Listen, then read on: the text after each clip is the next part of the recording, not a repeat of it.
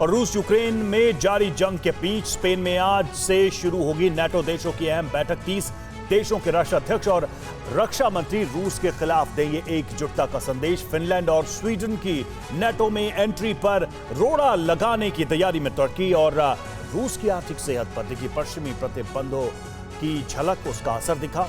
President Zelensky ने कहा अब रूस से बातचीत करने का वक्त नहीं है। G7 देशों से मांगा लंबी दूरी तक हमला करने में सक्षम एयर डिफेंस सिस्टम। यूक्रेन पर रूस के हमले के बाद नाटो से बढ़ रहे तनाव से जुड़ी खबरों के लिए देखते हैं नाटो टॉप नाउ। यूक्रेन से जारी युद्ध के बीच स्पेन की राजधानी मैड्रिड में नाटो संगठन की अहम बैठक आज से शुरू हो रही है। 3 दिनों की इस बैठक में नाटो देशों के नेता और रक्षा मंत्री शिरकत करेंगे। मैड्रिड शिखर सम्मेलन में कई अहम मुद्दों के साथ साथ यूक्रेन संकट पर भी चर्चा होगी।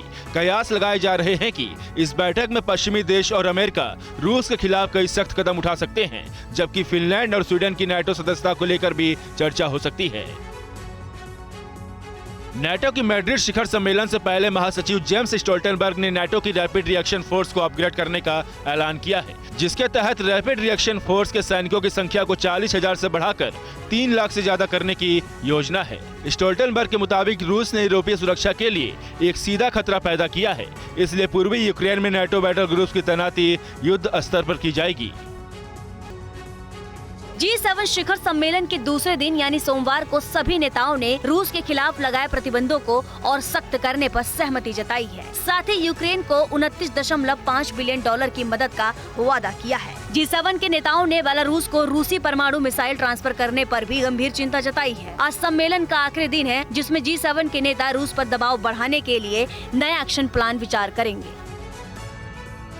यूक्रेन के राष्ट्रपति ज़ेलेंस्की ने G7 की बैठक को वर्चुअली संबोधित करते हुए कहा अब रूस से बातचीत करने का वक्त नहीं है। उनके मुताबिक अब वो बातचीत के लिए तभी राजी होंगे जब यूक्रेन मजबूत स्थिति में पहुंच जाएगा। ज़ेलेंस्की ने आक्रामक तेवर दिखाते हुए G7 देशों से एंटी एयरक्राफ्ट डिफेंस सिस्टम मांगा है और रूस पर लगाए गए प्रतिबंधों को ज्यादा सख्त करने की मांग की है।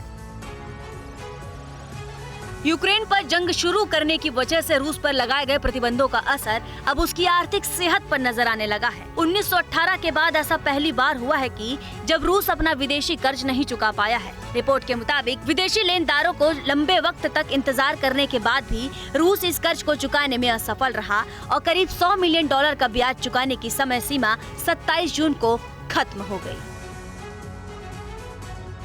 नाटो ने एशिया प्रशांत इलाके में चीन और उत्तर कोरिया से मिल रही चुनौतियों का मुकाबला करने की तैयारी शुरू कर दी है। इसके लिए मैड्रिड शिखर सम्मेलन में दक्षिण कोरिया, जापान, ऑस्ट्रेलिया और न्यूजीलैंड को नाटो ने एशिया प्रशांत भागीदारों के रूप में बुलाया गया है। स्पेन में इस मीटिंग के अलावा दक्षिण कोरिया, अमेरिका और जापान के नेताओं के बीच त्रिपक्षीय बैठक होगी। नाटो शिखर सम्मेलन से पहले आज तुर्की, फिनलैंड और स्वीडन के राष्ट्राध्यक्षों की एक बैठक होनी है, क्योंकि तुर्की ने फिनलैंड और स्वीडन की नाटो एंट्री को लेकर अपना विरोध जारी कर रखा है। राष्ट्रपति रेसेप ताइप एर्दोगन ने सोमवार को कहा कि वो फिनलैंड और स्वीडन से संबंध रखने वाले आतंकवादी समूह के दस्तावेज और तस्वीरें जारी करेंगे, जिन्हें 2016 में तुर्की में तख्तापलट की कोशिश का दोषी ठहराया गया था।